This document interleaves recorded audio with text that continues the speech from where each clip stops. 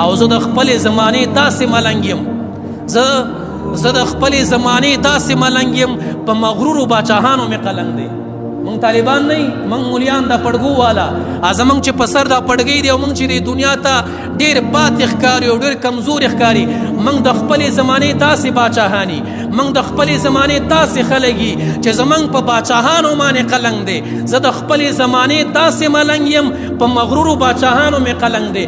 نه د چا د نوابۍ پروا راځي، نه د چا د مشرۍ پروا راځي، نه د چا د مال او د دولت او د جیداد پروا راځي. زه یو ملنګ او فقیر سړی یم، د ملنګانو نه یریږم، نه د چا د نوابۍ نه یریږم، نه د چا د ملکۍ نه یریږم او نه د چا د خانۍ نه یریږم. ما ته ګران دي ملنګان، ما ته ګران دي فقیران.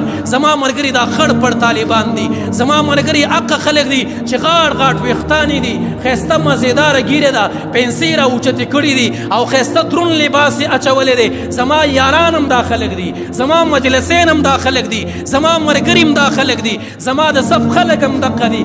زما د چا په دې ټایانو پروا نشته، زما د چا په پین پتلون پروا نشته، زما د چا په ګاډو پروا نشته دی.